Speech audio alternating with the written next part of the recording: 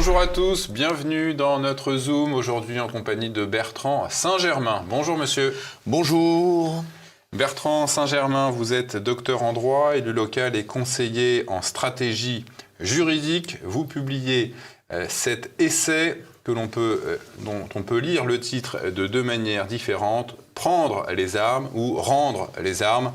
Un essai sur le libre accès aux armes, publié chez Le Polémarque, à retrouver comme d'habitude sur la boutique officielle de TV Liberté. Bertrand Saint-Germain, vous partez de ce constat simple, l'État ne parvient plus à assurer la sécurité des Français, la hausse des violences contre les personnes est unanime, une plainte est déposée toutes les 2 minutes pour des violences gratuites. Vous plaidez donc pour que chacun puisse avoir accès aux armes pour se défendre lui-même. Mais alors, évidemment, qu'est-ce que vous aurez à répondre à ceux qui vous diront qu'on va se retrouver dans le Far West avec une dérive à l'américaine ?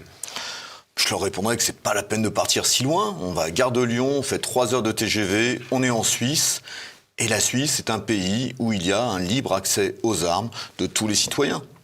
Les Suisses conservent chez eux l'arme de leur service militaire, des fusils d'assaut à la maison, avec des munitions.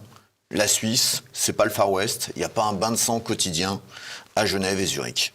Comment vous expliquez justement le fait que tout se passe bien à peu près en Suisse ? Eh bien, il y a certainement une éducation, une familiarité avec les armes qui fait... Et puis, sans doute, le fait de savoir que les gens sont armés amène à une certaine prudence un certain nombre de délinquants. C'est ce que vous rappelez dans votre ouvrage, hein. C'est pas l'arme qui est dangereuse en elle-même, c'est la personne qui la tient, avec des intentions plus ou moins hostiles. Voilà, ça a été un vieux slogan de l'Association américaine de défense des possesseurs d'armes, que les armes n'avaient jamais tué personne, que seuls les hommes tuent d'autres hommes. Alors, vous citez l'ONG Amnesty International. Avec ce chiffre, aux États-Unis, le nombre de morts par arme à feu par habitant serait nettement plus élevé que dans les autres pays industrialisés. Vous dites que la réalité est plus nuancée, en fait.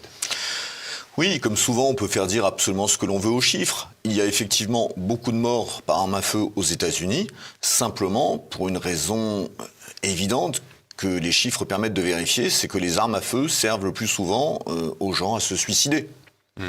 On n'est pas dans une utilisation d'armes à feu pour tuer d'abord les autres, mais d'abord pour se suicider. C'est ce qui amène à ces chiffres. Il y a un fort taux de suicide aux États-Unis, qui reflète certainement beaucoup de difficultés culturelles, sociales américaines, mais qui ne sont pas en tant que telles liées aux armes. Oui, vous citez ce chiffre, hein, 40 000 morts par homicide en 2017. Sur ces 40 000 morts, il y a 24 000 suicides. Et le taux est à peine au-dessus de la France. Pour 100 000 habitants, on a 16 suicides aux États-Unis contre 14 en France. Voilà, les taux statistiques sont assez proches les uns des autres. Alors, il est beaucoup question de tueries de masse. Les médias en rajoutent, en font beaucoup sur les tueries de masse. Est-ce que déjà, vous pouvez nous donner une définition de ce qu'est la tuerie de masse ? Alors, il n'y a pas de définition déposée des tueries de masse, mais il est globalement admis que les tueries de masse sont des événements meurtriers qui correspondent à la règle des 3 unités de temps, de lieu et d'action. Événements à l'occasion duquel une personne va provoquer 4 victimes, morts ou blessées, dans une équipée meurtrière le plus souvent. Et il y a effectivement beaucoup d'analyses de ces données aux États-Unis. Il n'y en a quasiment aucune en France. Aux États-Unis, on compte près de 2000 études, thèses, articles de sciences médicales, de psychiatrie sur ces questions-là. En France, il n'y a que 2 études recensées réellement sur ces questions. Donc on ne peut pas savoir si ces tueries, si à l'origine de ces tueries de masse, il y a le libre accès aux armes. Ça semble très exagéré. D'ailleurs, en Chine, où l'accès aux armes est très réglementé, on connaît également des tueries de masse. Certaines ont eu lieu au couteau. Donc, il y a une nouveauté, certainement, ou une multiplication de ces tueries de masse liées à la modernité, liées à la vie en ville, à un certain mal-être social et individuel, mais pas de lien direct avec les armes.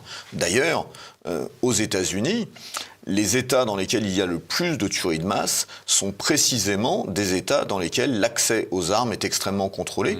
C'est le cas en particulier de la Californie, qui est peut-être l'un des États, voire l'État le plus strict en matière de contrôle de l'accès aux armes, qui connaît 12% de la population et près de 20% des tueries.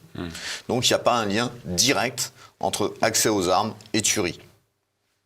Comme la Suisse, dont on parlait tout à l'heure, comme la Suisse le prouve chaque jour.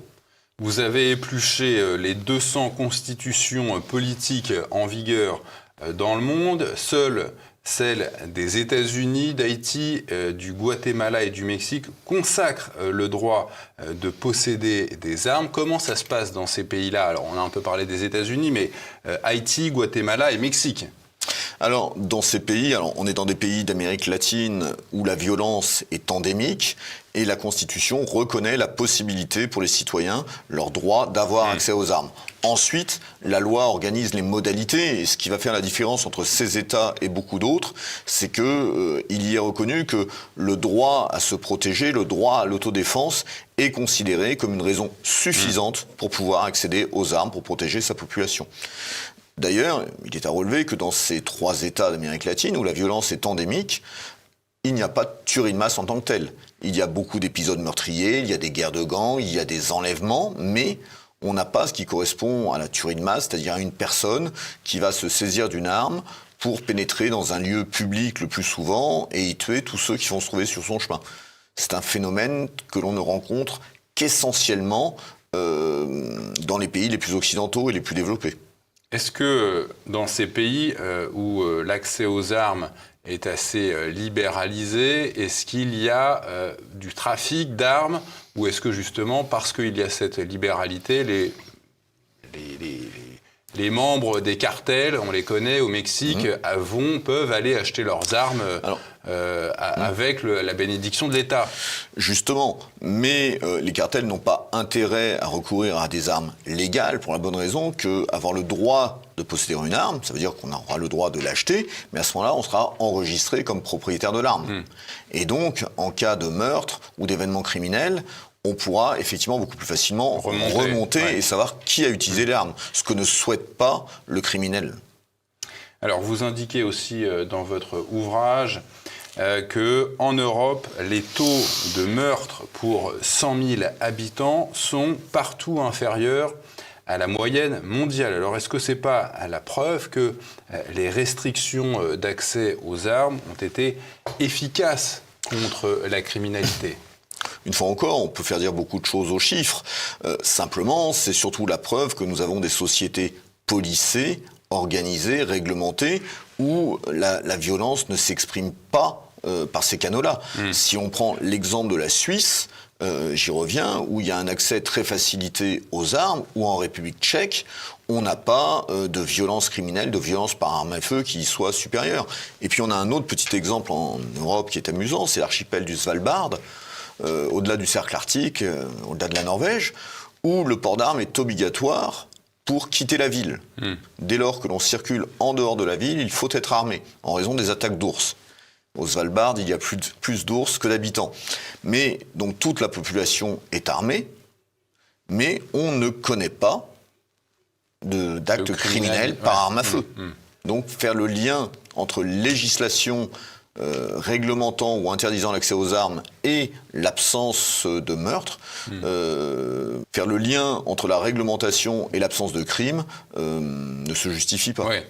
Et vous précisez bien que les instruments de contrôle de l'État ne touchent que les honnêtes citoyens.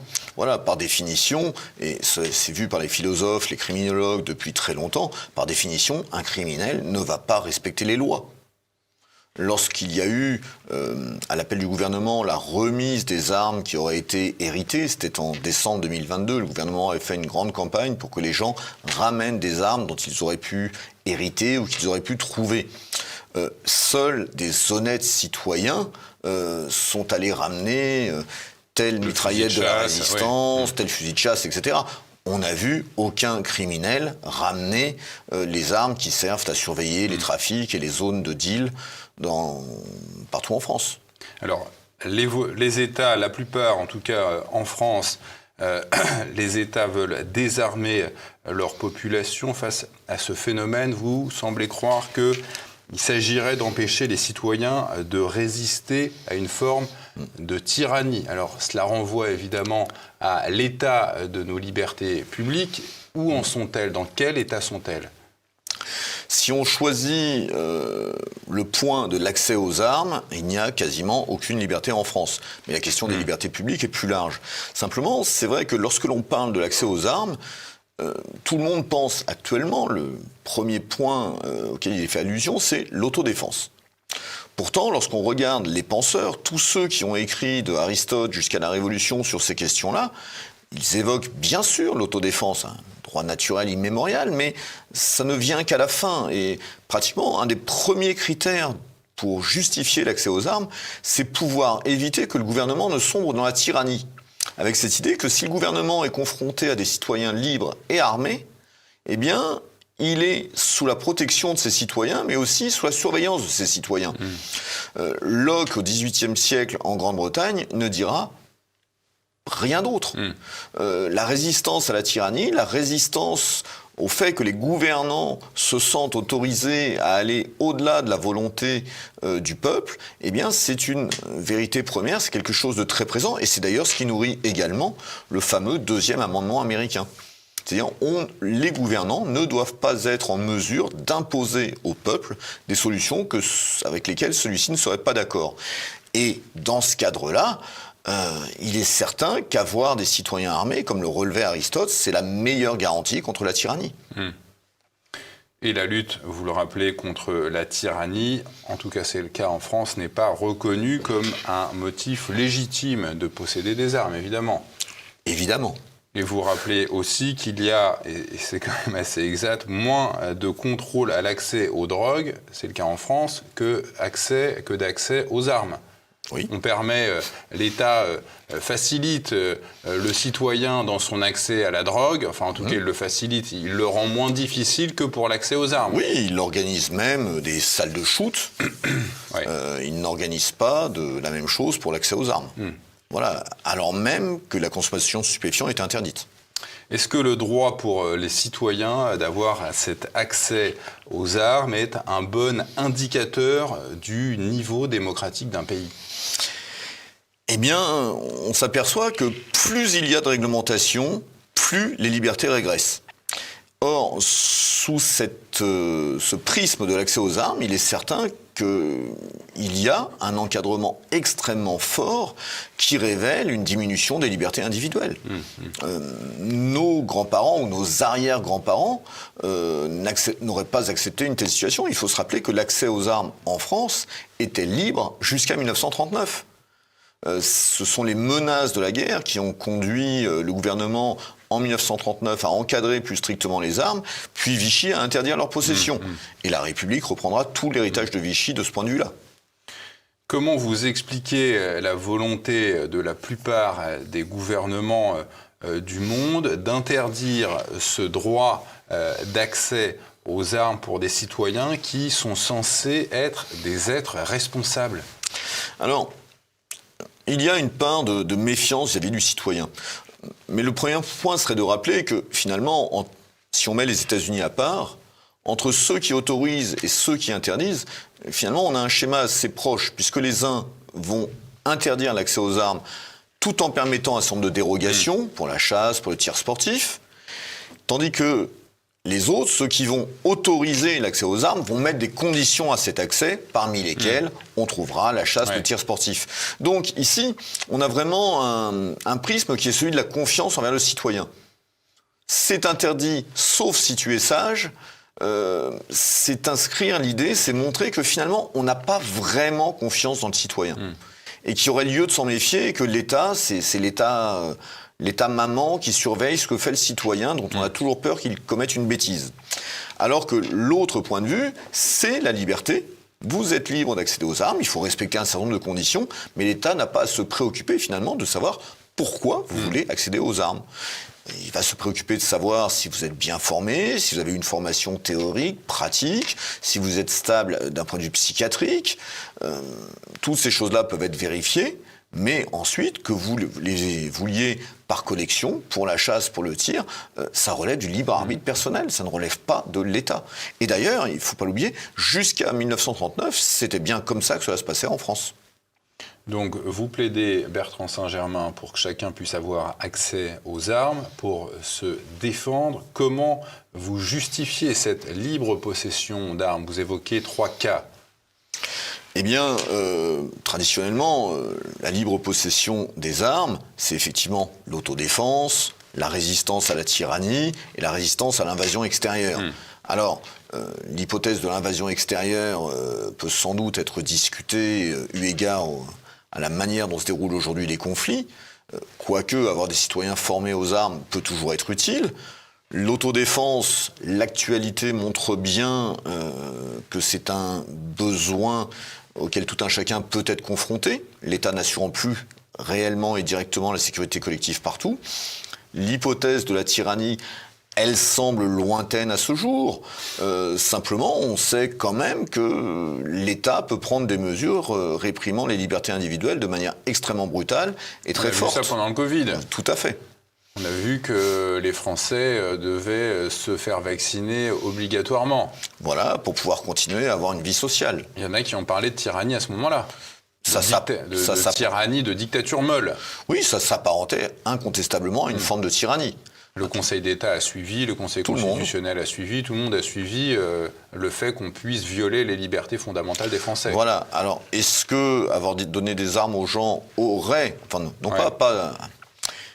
Est-ce que le fait que les gens aient pu avoir des armes à ce moment-là aurait changé les choses? Ce n'est pas certain. Il ne s'agit pas évidemment d'appeler à la lutte armée, à la résistance et à la violence. Mais incontestablement, ça rejoint vos questions précédentes, il y a une... Peut-être que si les Français avaient été armés, le pouvoir aurait été un peu moins rigide, un peu moins dans la privation de liberté. On peut effectivement le penser. Aristote ne disait pas autre chose. Rappelez aussi qu'à ses débuts, vous le disiez un petit peu tout à l'heure, la République a toujours fait de l'accès aux armes un droit sacré. Oui. C'était le cas dans la Constitution de 1793. Oui, et même dans celle de 1789. Celle de 89 évoque le droit naturel de résistance à l'oppression. C'est l'article 2. Si on doit pouvoir résister à l'oppression, on a besoin d'être armé. John Locke le disait, à partir du moment où il faut pouvoir résister à l'oppression, à la tyrannie, ça induit de pouvoir accéder à des armes pour le faire. Et la Constitution de 93, jamais appliquée, le proclamait explicitement, avec le droit à l'insurrection. Et rappelons que ce droit de résistance à l'oppression fait partie de notre Ve République dans son préambule, dans les principes tout à fait.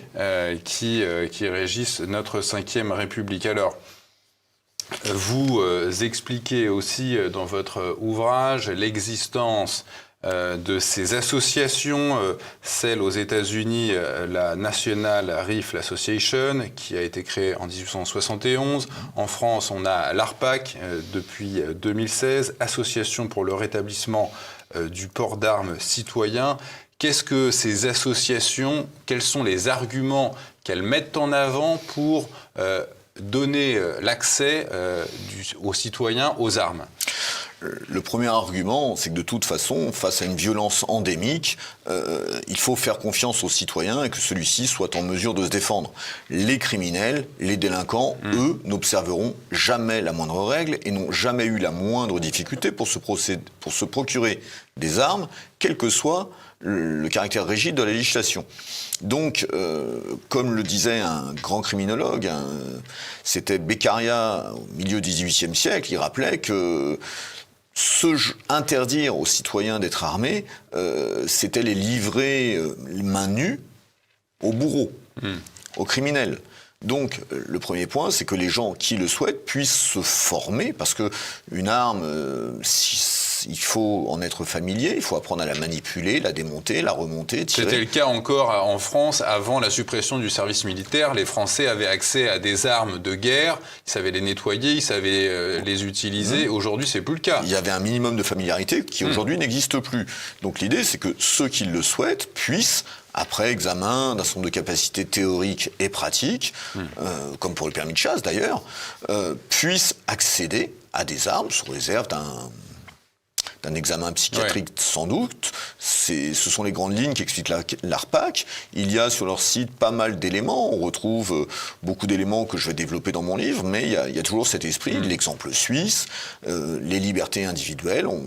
L'association cherche dont je ne fais pas partie, mais dont je partage le souci, cherche à faire connaître les moyens et les raisons pour lesquelles il est illégitime d'empêcher les citoyens de se défendre. Je crois que ce serait le point. À partir du moment où l'État n'assure plus lui-même sa mission principale, il est illégitime qu'il bride les individus, les citoyens, dans leur désir de le faire eux-mêmes. Voilà. On soumet quand même les Français désireux d'avoir un port d'armes à donc des tests psychiatriques, peut-être qu'il serait aussi pas forcément idiot de soumettre le candidat à la présidence de la République à un test psychiatrique, lui qui peut avoir le doigt sur l'arme fatale, l'arme atomique.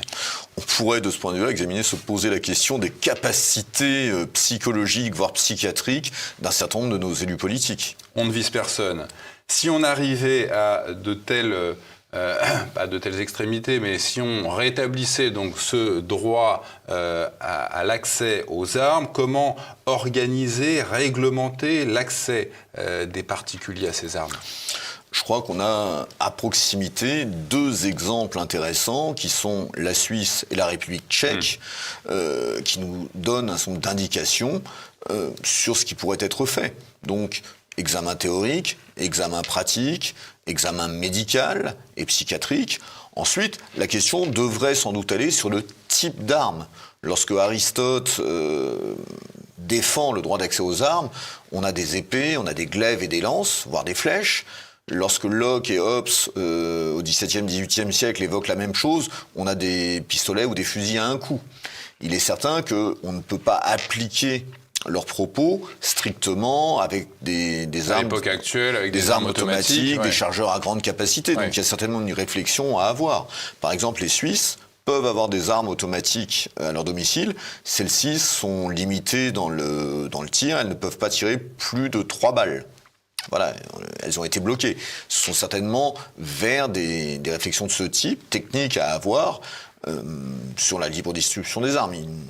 Pardon, pas sur la libre distribution, sur le libre accès aux armes. Il ne s'agit pas que les gens aient des chars d'assaut ou des mortiers, mais on peut largement s'inspirer de ce qui se fait. D'ailleurs, on n'est pas en Amérique, et le débat en Amérique n'est absolument pas sur le fait de savoir si on a des armes. Aujourd'hui, le débat en Amérique porte beaucoup plus sur le fait de savoir si ces armes doivent être portées de manière visible ou invisible.